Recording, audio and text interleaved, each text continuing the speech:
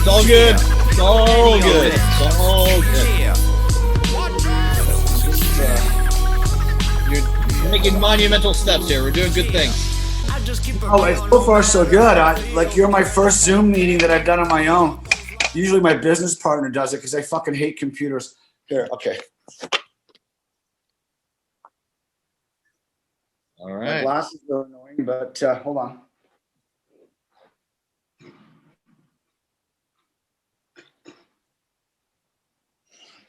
Yeah. You know, tilt your it looks you look good. You're in the middle there, a little, put your face in the middle, do your screen like this a little bit. You're okay, you're good. You're fine. Okay. I'm pretty good, I guess, eh? Yeah. Is that okay if I have enough of a joint here? I just got to get my weed in. I'm drinking beer. You smoke your joints, smoke everything you want. Oh, you got a beer going. You're ahead of the game. It's what do we got? Voodoo Ranger. I love it. Imperial IPA. 9%, baby. Oh, it's 9%. Well, that'll give you a kick. Yeah, after this I have to edit all these things together. So thanks for so we're just gonna get right into it, all right? Absolutely, yeah. Brett. Thank you. And I want to say it's taken a while because I'm so fucking stupid with technology, but great to have you. I love your background, the wood pile. And sorry, it's a cannabis cough, nothing to worry about. I wish you're in Oregon, right? I am in Oregon. Yeah, I love Oregon. I used to live in BC, and I spent a weekend once at a beer festival in Portland. Had one of the best times of my life. Love Portland. Fucking great city. Great city. Yeah, anyway, where it's not wet and cold and rainy and shitty. It's pretty fun. I mean, this is good. I mean, this is a sunny day for us right now. But you're in BC. Looks great. Listen, brother, you're in Canada, right? I'm in Toronto. All right. I am. I'm in Toronto. I used to live in British Columbia though for like 23 years. I did a lot of television work out there, and I came back here to Toronto to do a TV series, and then ended up just staying here again because I went to acting school here. I'm actually originally from Quebec, but Toronto, I went to acting school here, and I got my first sort of work as a stage actor. Then I went to Vancouver in the early 90s when all the TV boom was out there, and sort of became a television actor there. So and stage too. I mean, I did a lot of theater in BC as well. So well, let's just get into it. I mean, this is Brock Johnson, ladies and gentlemen. You are on Brett's with Friends. We have been great show. I love it. And so, how would you like people to know what you do, where you've been? Can you just give us a little bit of a view of where you're coming from creatively? Yeah, buddy, for sure. So, I'm an actor. I'm a television actor mostly now. That's where I make my bread and butter. Of course, not this year, of course, because of COVID. Toronto is now slowly getting back into production, but it was completely shut down here in March. So, your viewers, I don't know, like your viewers might know me from, I'm on an Amazon Prime series called The Expanse, season 3. I did 6 or 7 episodes. I played a guy named Gregory. It was me and the actor David Strathairn. You know him? Uh-huh. Yeah. He's a great guy. And I did 7 episodes, just me and him, mostly all our scenes. It was, and I've got like a ton of I've done a ton of shit. It's it doesn't mean anything when you're not working, because now I'm not working. I'm like, can you lend me $20, Brett? You don't know me very well, do you? People don't. So it's tough, but I'm also I've done if you can look me up on IMDb, Brock Johnson, and you take a look at all my credits. I've done quite a bit of stuff, but right now what I'm working on is I created a TV show. I met a doctor in a bar about 8 years ago, and this is a true story. And I was in my loft one night, and it was like fucking baking. It was like 93 degrees. You guys are in Fahrenheit, so I'll talk Fahrenheit. But about 35 Celsius here, and I was melting. And I went to my local bar, which is no longer there, down the street, and I was the only one in there. Bartender doesn't want to talk to me. She's sick of talking to me. And in walks this East Indian guy, and he stands at the bar. And of course, because we're the only people in there, we strike up a conversation. Anyway, make a long story short, he's a doctor. And I said, well, tell me a story. I'm a writer and an actor. So, and the story that he told me, like literally my fucking jaw was on the floor. And I was like, we're going to make a TV series about that. And so 8 years later, we've done that. And, I sold the show about 2 years ago to a company. I got my rights back just last, I think it was last July. The option expired. We ran our option because they couldn't get us a network deal. And the show is about an East Indian doctor named Maya Patel, who's on the run from her arranged marriage. She's born in Canada. She goes back to India, arranges her own arranged marriage to make her family happy, realizes it's the biggest fucking mistake of her life. She comes back to Canada, gets on a plane and goes way up to James Bay. You know James Bay? It's the thumb of Hudson's Bay, James Bay. And she goes to work in this very remote hospital up there where it's primarily an Indigenous First Nations population. And it's a story about her, like finding out who she is and being an Indian in Indian country, as it were, And so yeah, we're now we sold it, we got our rights back, and now we're looking to relaunch the show again, and we've changed the name. The show's called Moose Church, and we're presently starting to send it out to the studios and to production companies again. And we want to see if we think the show's pretty timely and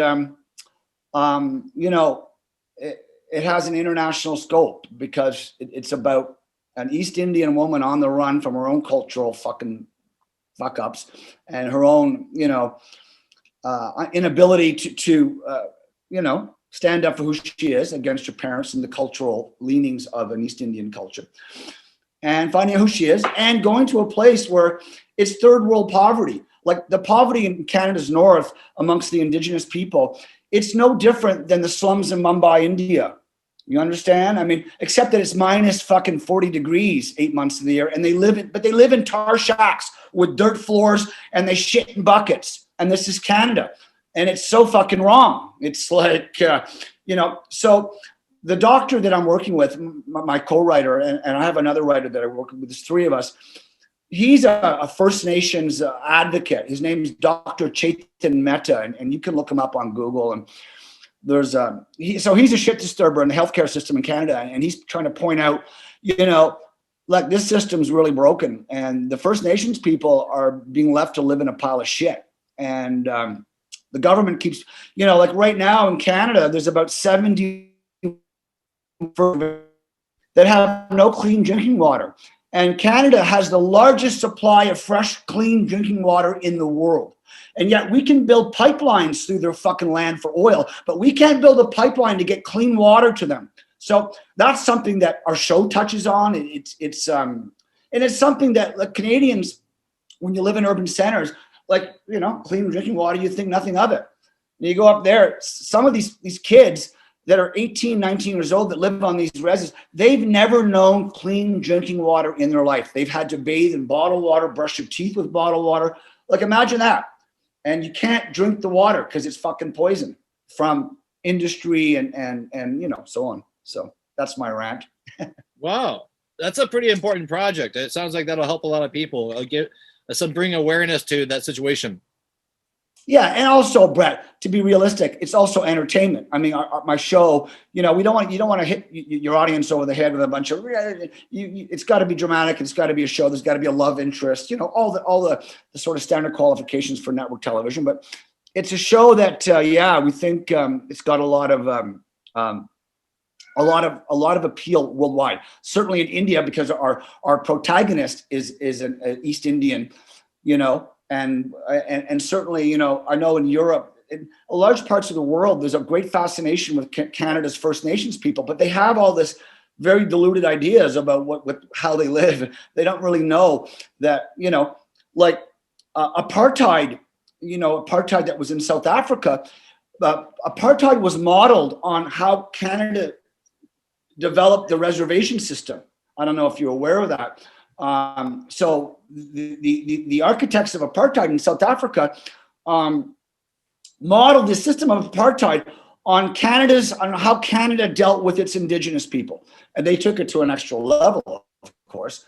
but that was the foundations for apartheid. So essentially, apartheid is still alive and well in Canada because there are two sets of So we're going to touch on that, and also it's a story about a woman who's trying to find out who the fuck she is, Wow. And I'm also wow, you got me going. That sounds wonderful. That's just one of the things. Really cool. Yeah. Thanks. Appreciate that. And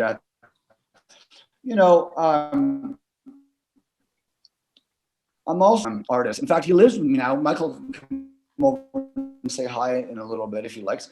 But so Michael, his story is incredible. This kid, he was homeless, and I knew him around the neighborhood for years, a couple of years, and got to know him. And he, through a set of circumstances, became homeless. His father had a stroke and had to go into a care facility where he remains today. And Michael became homeless, and he said, "Can you help me out?" And I said, "Of course, you can stay here at my place." And so I brought my team in, Dr. Mehta, my co-writer, who's a First Nations advocate. So we got this kid housing right out of the gate. We got him set up and all this, like he accessed all these First Nation funds and programs that he had no idea that he was eligible for. So we got him into housing. Michael now lives with me 4 years later because Michael's career is, it's a long story. So I said to him, "What do you want to do?" And he said, "Well, I really, because now he's hanging out with all these artists and creative people, and he's a young guy. You're going to meet him shortly." And he said, I want to be a hip hop artist. And I said, "Okay, well, let's see what you got. What do you got?" Mm-hmm. So I started to read some of his writing, and I was like, wow, this is like fucking, it's profound. I call Michael's writing urban Shakespeare, right? It's like, that's how he writes. It's an urban Shakespeare. So, because I'm in the entertainment industry, I got him into a recording studio. And we recorded 3 tracks. We sampled Tracy Chapman's "Fast Car" in a song Michael has called "Poverty Stricken," which is quite a long opus about what his life has been like. And he's got another song which is a really upbeat kind of dance track called "Chillax." And then I met this guy who works for Sony Music, right? One night on the street, a random fucking just stopped. I asked him for him and his wife, and I asked him if he had a light for my smoke. And he looked like one of the characters out of what's the show about Duck Dynasty? Big beard, tattoos, and fuck. I didn't realize. So I said, "Well, what do you do?" And he says, "Well, I work in I'm an audio engineer producer for record labels." And I said, "What did you just took it? That was it. Off we went." So about 6 months later, I got Michael, and it was about a year, right about now, a year ago, I got Michael into a recording studio out in Brantford, Ontario, and we recorded these 2 songs. I came back, I called the guy, and he was at the Sony Music Christmas party. And I said, "You remember me and the guy that asked you?" And he said, yeah. And I said, "Remember I was telling you I had this rapper?" He said, "Yeah." I said, "I got these songs." And he said, "Send them to me." So I did. The next morning I get up and I got this massive long text from him, and he's saying, "Listen to those songs you sent me." And he goes, "I produce rock and roll." He said, "It's not my style." And I thought, oh, fuck. But he said, "But this stuff is so different, and I'm really interested. I'd really like to." So anyway, make a long story short, he comes over and he meets Michael. We have a little lunchy poo. And then we went off about 2 weeks later and recorded Michael's 3rd song, which is called "When I Was a Kid," at his studios, one of his studios here on the Studio Row in Toronto called Geary Avenue. So I'm working on him with that. And now Michael, why don't you come over here and just say hi to Brett quickly?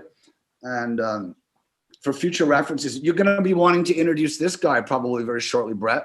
So hey man, how you doing, dude? I'm doing pretty good. How about yourself? Not too bad. Just a rainy day here in Oregon. Michael's stage name is Wache, but this is Michael Langley. Brett Woods, this is your first talk show, Michael. Hey, Michael, could we use your song for the intro and outro of this video? Sure, we can. I'm going to, just send me an MP3. The song I'm going to send you, I own the rights. I own the rights to the song I'm going to send you. The other 2 songs, I don't own the music on them. We're waiting on the rights, so I can't disseminate them online. But the 3rd song, "When I Was a Kid," which is the one Michael and I did with Sony Music, the guy from Sony, I own the rights to that music. I own the song, so I can definitely disseminate it to you. That would be great, Brett, if you could do that. I'll Yeah, email yeah. it So to you. just send that to me when we end, and I'll Yeah. put the intro and the outro. And your name is Michael Langley. Michael Langley. Langley. Okay. But his stage name, if you're going to mention him, it's Wache, which is Wache is a Cree word in the Cree language. Michael is a Cree First Nations Indigenous Canadian, and congratulations so on your music, by the way, Michael. Oh, thank you. Sounds like everything's kind of working itself out. And, no, it is. And now Michael just got signed by a really big talent management company in Vancouver, KC Talent, Kathy Carpenter Talent. So Michael now, so I sent the songs to them, and she said, "Can you send me some pictures?" And she said, "Fucking, these gorgeous, like he's got a great look." And so my agent said, put him on tape. I want to see some of his stuff if he can act. So Michael's never really been an actor. But now he is now because he's been in the Brock Johnson School of Strict Discipline and Acting, and I've whipped him into fucking shape. And so Michael's, so we went out, got the headshots done, and Michael got signed by the agency out west, and now he's Michael just read for Jordan Peele's new Untitled feature. Oh, nice! Congratulations! Yeah, That's awesome. Yeah, he's haven't heard it. Doesn't shoot till next April. Michael just read for a series that shoots in Spain called The English. And he's also auditioned for a show that shoots here in Calgary called Tribal, which is on the APTN network. So, yeah, it's exciting to see, So as I go back to, when he first came into my life 4 years ago, I said, "Well, what do you want to do?" And he said, "Well, I want to do hip hop and maybe." And I said, "Okay." So far, so good. We've been able to get him to, at least realize a bit of some of the things that he had wanted to do. That's awesome. And it dovetails really well because Michael, we created a character in our TV series. The character's name is Wache. That's how Michael got his stage name.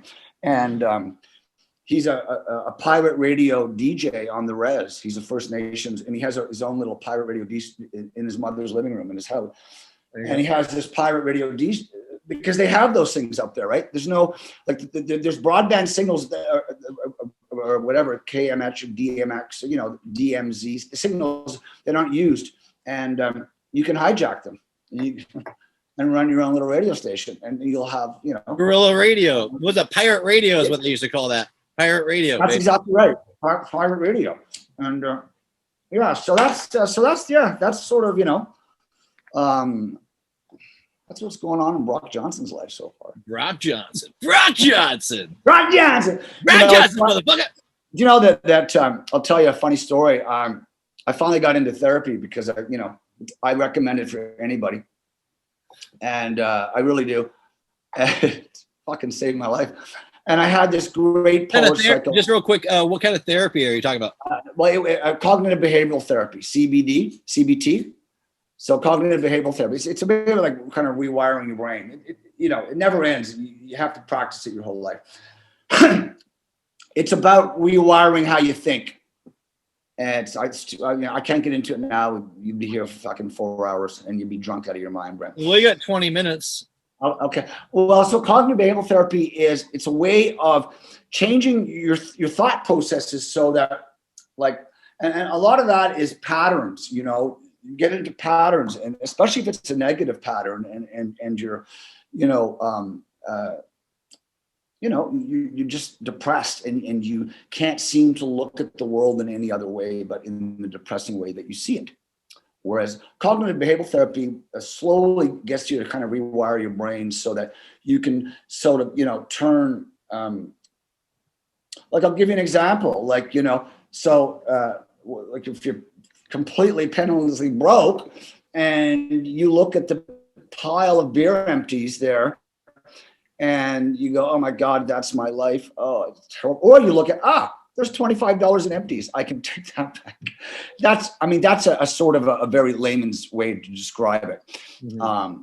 But No, and essentially, it's a way of looking at the things that don't work for you to try to change them and look at them in a different way to make them work. So, And does that you know, is that like there's no medication involved with that? Are you on meds no, to do that? no, absolutely not. No, the only meds I'm on is the where is it, Michael? Hold on, I'll show you. These are my meds right here.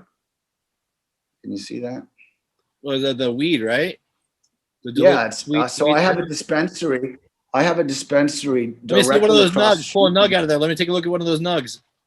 Yeah, you know what? I'll see. I've Let's see a smoked them candidate. all, but You got it. Oh, it's a beauty. hold That's on, a I just beauty, dropped eh? half of it all That's a over beauty, the eh? computer. I'm gonna It's small. I've already here. Hand that to me through the computer. I'm gonna just grab that. grab it. Crap. Thank you. So, yeah, no. So that's my meds, and you know, I've never been into meds, and I've known a lot of people, and they work for people, like for sure. Oh shit! Hold on, sorry, Brad. They work for people, but like no, you know, exercise is really important. Working out, you know, like doing a routine. What's You your know, exercise routine? Well, I'll tell you. So I've slowed down a bit, but I used to start my day with it'd be 48 minutes. Do 250 push-ups. I What? do, yeah, it would take me about 14 minutes to do 250 push-ups. So you don't do them all at once. You do a set of 40, Oh. then you do sets of 10 every 6 seconds, right? So like it's all timed out on a little meter. And then after that, I would do like about 400 or 500 crunches, like, but in different ways, you know, with your legs coming up and all this kind of stuff, and a lot of stretching and just like, you know, calisthenics more than weightlifting. I don't like, could never get into that. So I've always been lean my whole life. So just by doing push-ups and you know, I've been able to you know, take my shirt off a few times for the camera. Oh, But that's Pornhub. oh, you got something I've had that the kids out there would like to No, know? the videos. There's my OnlyFans that you're doing an OnlyFans thing. Yeah, my lawyers fortunately were able to have those removed. So, hey, Brett, I also want to mention to you that I love the fly on the hat thing is so genius. And like obviously I wouldn't know, but I'm thinking there's such yeah, if you could get. I got it right here. That's priceless. Go to pensflyhat.com. Pensflyhat.com. It's fucking genius. And no, it is. But I also want to say what I really like is are the bisons, the buffalo. That stuff's really outstanding, bro. And Thank you. you know, my father, like, I don't know, I guess I'm going to tell you, my father was a very famous Canadian artist. And I grew up in the art world. My dad was Bruce Johnson. And, you know, there's books on him. He's a best-selling children's book author, as well as you know, was quite well-known in the art world in his day. He's dead now. But anyway, I bring that up because when I see, and I've always been, you know, like thought of myself as a bit of a connoisseur of art, as it were, or knowing what is good art and what is bad art, but if there is such a thing. But your Buffalo stuff is really outstanding, and it has so many elements because it has, you know, it has a Warhol kind of Basquiat kind of thing, but it's not, but it does. And your colors, your color schemes, and they're very vibrant. You want to, those pictures are pictures you want to look at, even if you're not interested in the subject. You want to look at them because, and that's how I describe it. So yeah, I wanted to shout that out to you that my buffaloes are available, and I do have lots of them. Sign in. Listen, I'm prepared to buy. I just need to book an acting gig, Okay. right? Or as I said, can you lend me $20? I need to. We'll see how these hats fly off the shelf. Fly off the shelf! Listen, oh my God, it's everywhere. I'm just gonna wear. Buddy, listen, that's your tagline. Yeah, we well, I want got these hats to fly off the shelf. PenceFlyHat.com. You can go buy these hats. They're limited supplies. I can even sign. I know. And I'm just. It's right I see that, and I'm looking at a multi-million-dollar hat deal, though. Okay, that's all right. I'll get on the side a little bit. That's clever. But now you look like a white rapper who's a little bit past his prime. What's are you guys gonna do? It's still a good look for you, Brett. I'm a white rapper. Check it out. Are you guys still a gonna good do look a video for this for Michael's songs? You gotta do something over there for him? You gonna shoot something for Yeah, him? we are. Yeah, we are. You know what? Absolutely. And we've got to go back in the studio and do some more post-production work on the song that we're going to send out to you after this is done. It's pretty much done, but there's a few things we want to do some looping, and Michael wants to change a few lines here and there. Okay, so just real quick, I have to stop you real quick.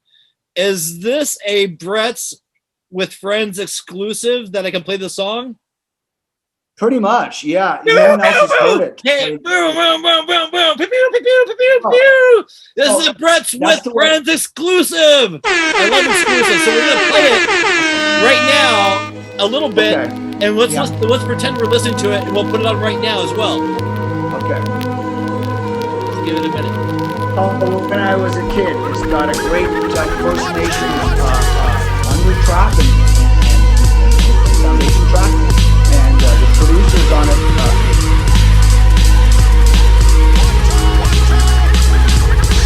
When I was a kid, I used to hate class. When I was a kid, I used to hate science class. When I was a kid, I was a depressed little shit. But I don't regret any of it. Yeah, any of it. Yeah.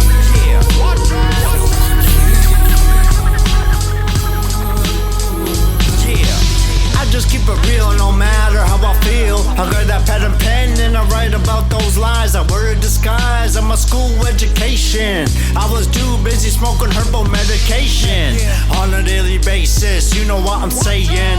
I had to hustle fat stacks to take care of the fam, aka my dad. Now ain't that sad when the kids gotta be the man. Damn, and when the kids gotta be the man. Damn, when the kids gotta be the man.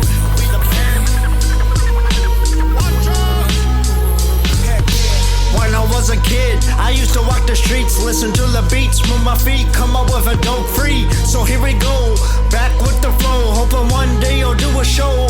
Next thing you know, I'm in the studio, I'm busting a track, I'm singing Watch Shades Back, listen to my rap. When I was a kid, I never could have pictured that, but now look at me, dad, look who's coming up on the map. Yeah, coming up on the map.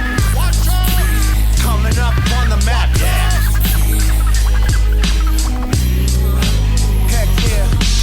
When I was a kid, every day was a mission. Without permission, I'm always getting into something different.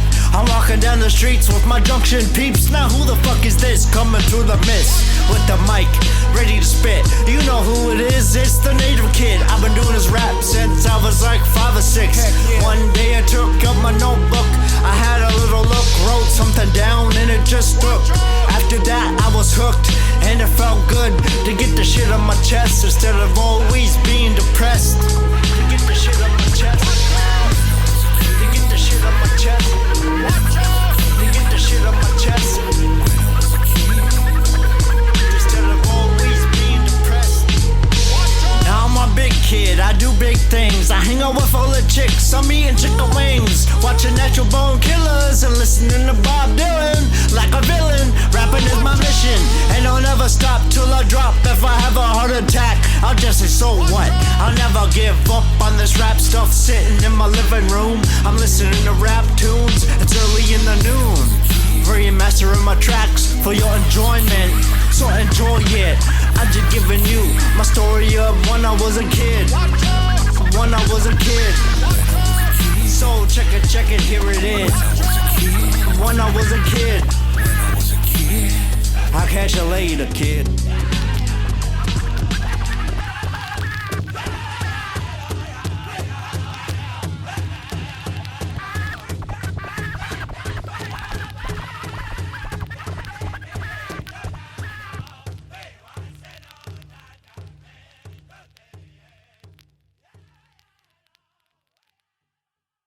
Brent Mordew and Mark Fosco did such a great job, and especially Brent Mordew, who mixed it and mastered the track. And of course, again, this is now like, this would be a demo that I would take to a label and say, okay, it still can be better, but it's still, I think it's, and Michael, like what Michael does, and he doesn't realize it, and it's what I learned from him about the hip hop world, because I've never really been into hip hop that much, to be honest with you. But now I'm trying to, learn as much as I can as I go along. And Michael raps and rhymes, and he sings too. So it's a weird, and because his style in the song that you're going to play is much different than, say, the fun song Chillax, which unfortunately I can't let you hear because I don't own the rights. In time, that's coming. We're in the process of getting that done. So, yeah. But but it's exciting, man. Listen, I said to Michael, I said, let's see how far we can take it, man. I'll connect you with all the people that I know, and I know I've been in show business for 35 years, so I know a lot of people, and they've agreed with me that there's something there that they're not just doing me a favor and saying, yeah, okay, Brock, just. So where do you see the industry? Because there's obviously there's so many platforms. This is not a new question for people that watch the show, but like, where do you see it going? Like, do you have any predictions with the different platforms? Yeah, I do. And all that yeah, stuff? I do. I believe that network television will be done in 10 years, or at least how we know it. Network television will be full of game shows and reality shows. There'll be no more scripted entertainment. That's where I see it. It's all going to go to streaming services, and the big daddy of them all, Netflix, and then you have Amazon Prime, Hulu. In Canada, we have Crave. There's Acorn in the United Kingdom. There's BritBox now in the United Kingdom. So there's all these. There's like fucking 30 of them where you can. They're all looking for content, right? And their market is much bigger than, like, it's worldwide, because the shows that come out of the United Kingdom are popular all around the world, whereas the shows in the United States are well, generally they go around the world, but they're generally just known in the American market, and they don't really have that broad appeal. Like there's some incredible shows on BritBox, and shows that we've never heard of here in North America, but around the world they're incredibly popular and make a lot of money for the creators. Yeah, it seems and I'm sorry. Continue. Sorry.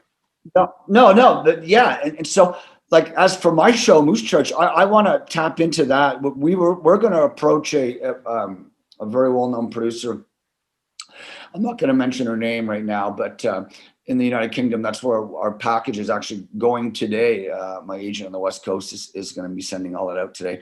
But so we want to focus on trying to get a deal in the United Kingdom where our show is set in Canada, but it has a cast that's international, and there's a Serbian doctor, there's a Haitian nurse, in the show. There's, and indigenous people in the show. Our lead is South Asian. She's, our family's from India. So, and so I look at all these platforms. They need content. There's only so much reruns they can buy, and reruns are expensive. It's cheaper to make your own shit than buy a catalog of 5 seasons of Friends, so you have content to put on your platform. Which is how all these. I mean, Netflix started that way, right? They made no original programming. They just went out and bought catalogs of material for a certain amount of time. So you buy a catalog for 5 years, means you can run it for 5 years on your platform. And so a lot of these shows we've never heard of. Like I can think of probably 65 shows that I could name. I don't have the list, so don't ask me. But that are hits around the world that you and I have not even heard of. Yeah, right? There's lots of things. Shows that are big hits around the world that we haven't even heard of or ever even seen episodes of. What do you have any projects coming up in the next foreseeable future that you can talk about? I know you have some NDAs and stuff like that, but like, what are you excited about besides Michael's project? And obviously you're helping him with that and that chemistry. What are you excited to see? happen with? Well, I'm hoping to get back to work as an actor, Brett, to tell you the truth. I mean, it's, it's been a real kick in the balls here for a lot of us. I mean, actors that make their living as an actor haven't worked. There's very little, there's some stuff going on here. It's all mostly Hallmark movies. And as you can see, I'm not a Hallmark guy. You could be, right? I can see you playing a doctor. Unless it's a Hallmark Gone to Hell, and I'm one of the home invaders coming in to rape and kill them. That's the only Hallmark movie I'll be exclusive. Hallmark Gone to Hell. Hallmark Gone Wild. Hallmark Gone Wild. So that's the only one of those that I'll be in. So, but you know what? The new year's going to start. Vaccine is going to come out, and hopefully we can get over this fucking pandemic. I want it to be done with. I want to congratulate the United States because it's official today. They did the Electoral College certified Joe Biden as your president. Finally. He's won like 69. Congratulations. Yeah, well, it's been, I don't know how our reflection, how Canada views the U.S., but it's been a shit show, fucking douchey, divisive. Well, listen, not just Canada, the rest of the world. The scary thing too, Brett, is that the clown, I'm not even going to say his name. He's such a clown. That he got 71 million votes. That's even more frightening than anything. It's super frightening. 71 million. That's a cult. And there's a lot of, that's a cult. No, it's a fucking cult. There's no other way to describe it. You see this man openly breaking the law, violating the United States Constitution. The Republicans, those 126 state GOP members of the House, they should be tried for sedition under Article 3, Section 14 of the United States Constitution. They have fucking used the Constitution of the United States as their own personal fucking doormat. They should all be horsewhipped. Yep.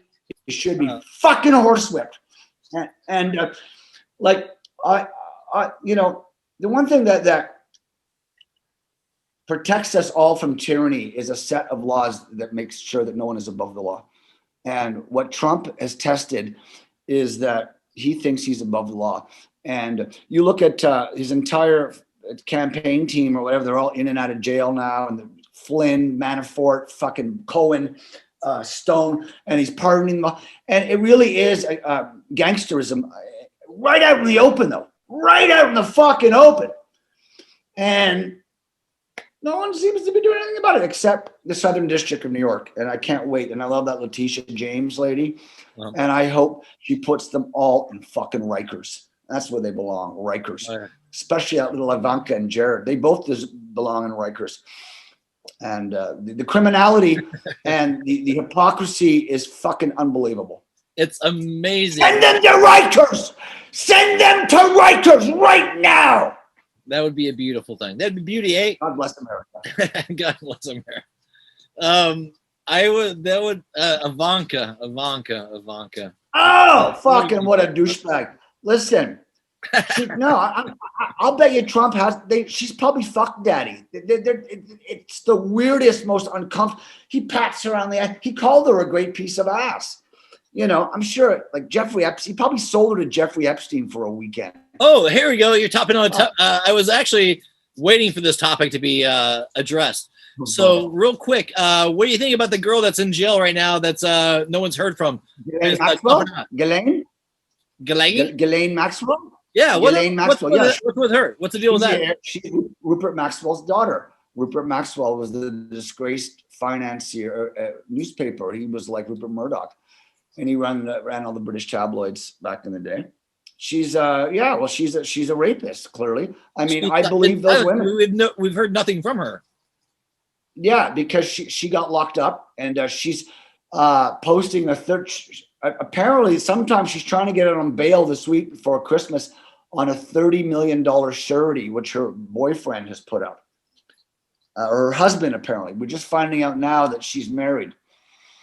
But it's an evil cabal of and again, I'm not going to get into that because I don't want to be, but clearly one set of rules apply to a certain set of people. The fact that she was able to hide out at her house in New Hampshire for as long as she did before they found her. And, look, Trump wished her well. Fuck. So what can I tell you? I wish her well. Good luck. You're going to jail for the rest of your fucking life, you dirty whore. So do She's you? not. Because gonna dig a little bit here, but when Epstein was when he was alive before they murdered him in jail, they got all of his records. They stole. They his, do. They got all the little the black hard book. drives, all that shit. They listen. have everything. So why aren't we hearing anything about that? Because they're compiling, they're going to do a thorough investigation probably before they lay charges on other people. They're going to have all their ducks lined up. They're going to make sure these guys aren't getting out. There's no bail. There's no nothing. So they're going to present to the court such a detailed case that when they get charged, that's what I think. Or as the system is, the rich people will get away because they buy the way out. And Jeffrey Epstein had been doing that for 13 years. Don't forget, 13 years ago in Florida, he was a convicted child trafficker. And what's his name? Your labor secretary there, down in the States, Azaria, what's his name? He was the attorney in Florida at the time who gave him that sweetheart deal. 6 months of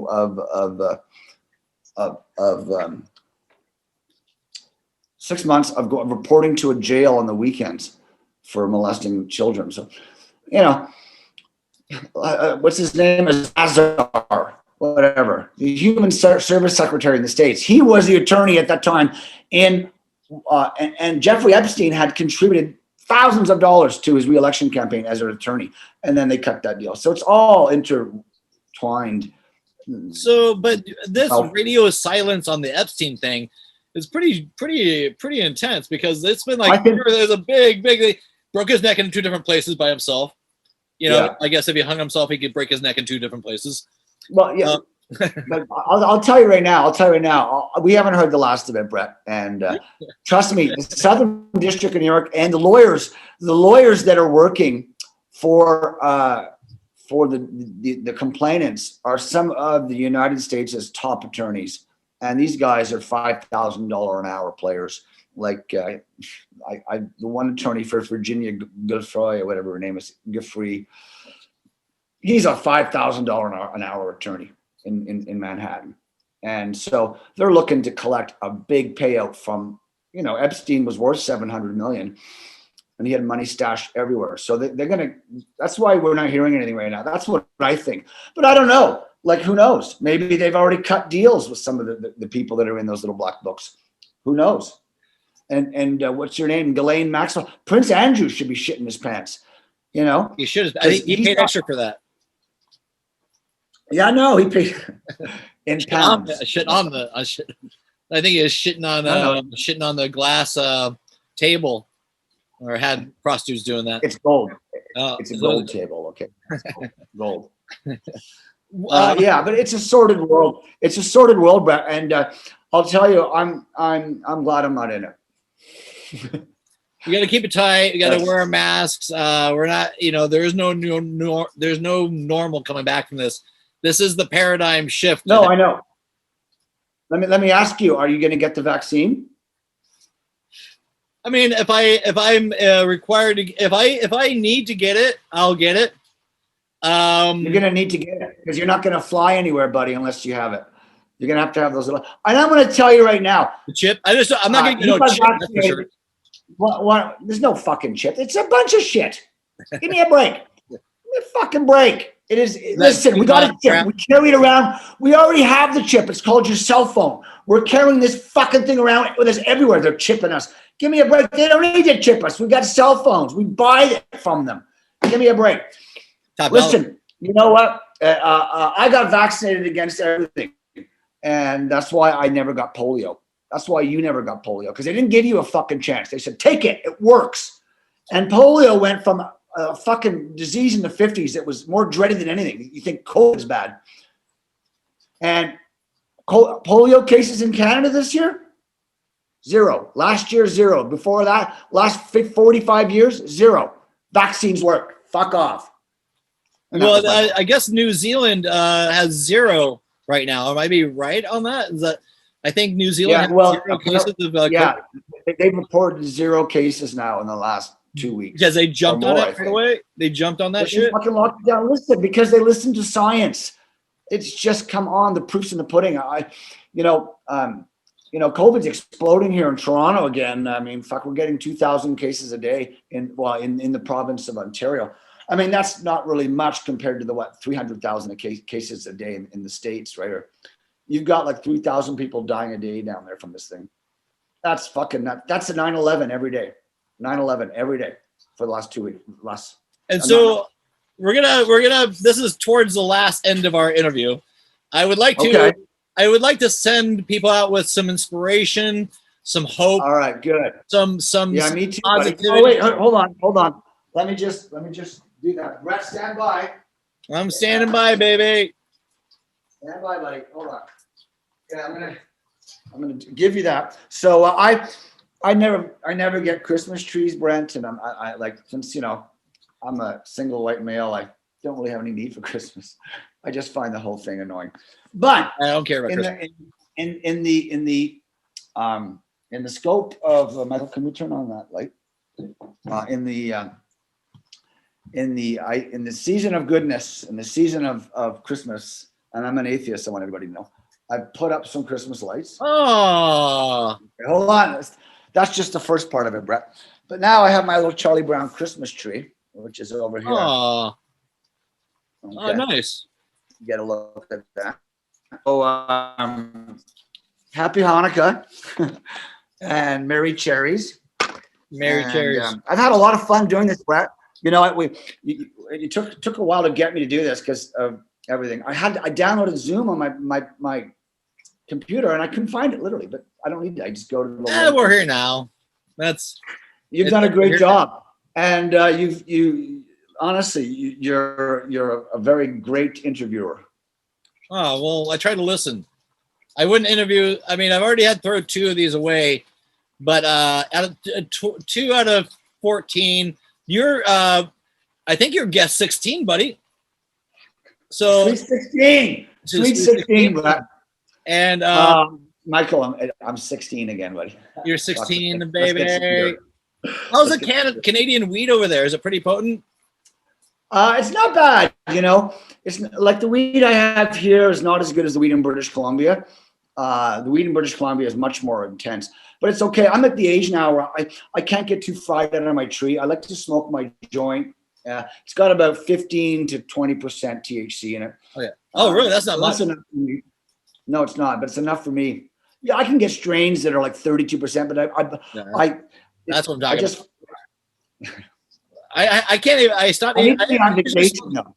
I usually was smoking like an eighth every 3 days, and now I'm down to like an eighth every week and a half, which is a big deal. I've been smoking for 25 years. This is an eighth right here.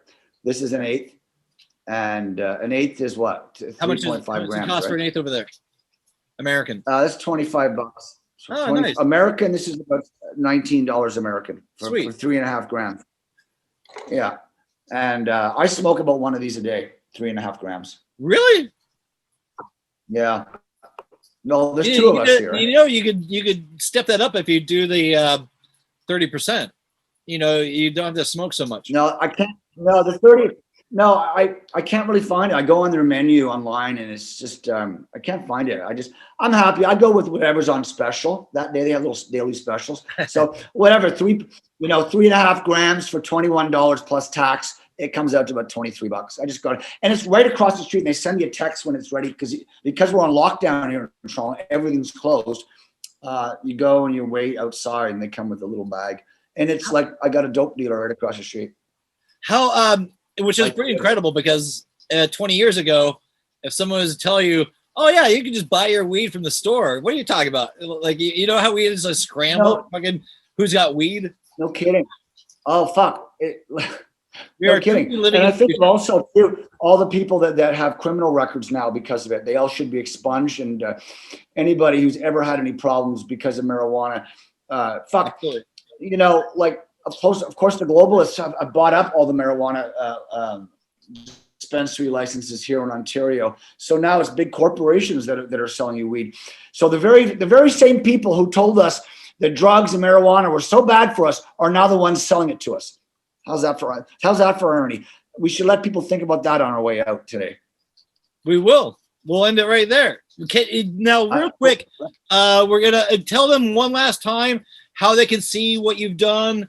You have a website and Instagram. Anything you want to do, you know, to tell these people before we leave, that to promote anything that you are excited about. Okay, yeah. So, hopefully in 2021, 2022, you'll see my show Moose Church on some platform or another. Hopefully it's Netflix, but I'll be happy with anyone else. And I would like people to look for the First Nations artist Wache. He's coming, and hopefully people can start a GoFundMe campaign. For you? I'm broke. I need to get to work. You gotta start that yourself. You gotta put the, you know. It's too complicated. Anyway. No, and I look forward to watching more. Brett, I look forward to watching more of your interviews, and I'm seeing some great, interesting people on your show, and you do a great job. And I really want to come and see you in Oregon because the background there looks like where I want to be right now. Somewhere there's a lot of wood. Do you have a fireplace? Yeah. Do you have a fireplace? Uh-huh. Yeah, of course. Otherwise, you got it. So that's great. We'll come down there. I'll bring some cheap Canadian beer. And don't spend your money on the beer over there. We'll carry on this. The beer is less expensive over here. What's that? The 6-pack over there. No, I know. $6. You can get something way better. Get some Voodoo Ranger.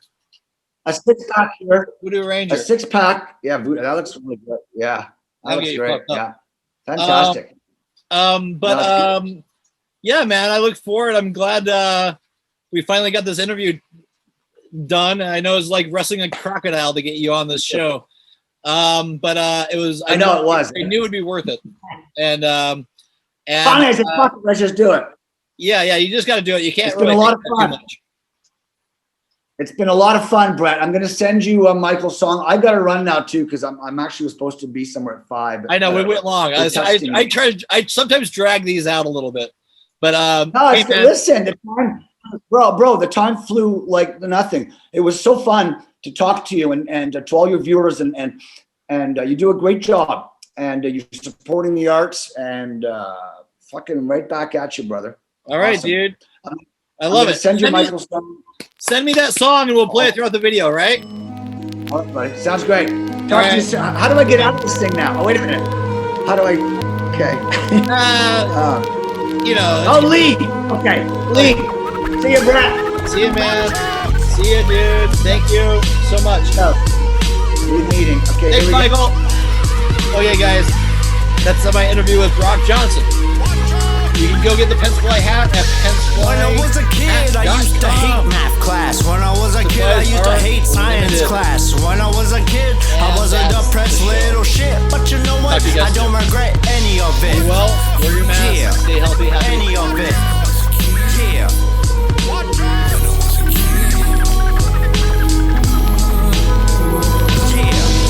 Just keep it real no matter how I feel. I grab that pad and pen and I write about those lies that were in disguise. I'm a school education. I was too busy smoking herbal medication on a daily basis. You know what I'm saying? I had to hustle fat stacks to take care of the fam, aka my dad. Now ain't that sad? When the kids gotta be the man. Class. When I was a kid, I used to hate science class. When I was a kid, I was a depressed little shit. But you know what? I don't regret any of it. Yeah. When I was a kid, I used to walk the streets, listen to the beats, move my feet, come up with a dope free. So here we go, back with the flow. Hoping one day you'll do a show. Next thing you know, I'm in the studio, I'm busting a track. I'm singing Watch Ace back, listen to my rap. When I was a kid, I never could have pictured that. But now look at me, dad, look who's coming up on the map. Yeah, coming up on the map. Coming up on the map, yeah. Heck yeah. When I was a kid, every day was a mission. Without permission, I'm always getting into something different. I'm walking down the streets with my junction peeps. Now who the fuck is this coming through the mist? With the mic, ready to spit. You know who it is, it's the native kid. I've been doing this rap since I was like 5 or 6. Yeah. One day I took up my notebook. I had a little look, wrote something down, and it just stuck. After that, I was hooked, and it felt good to get the shit on my chest instead of always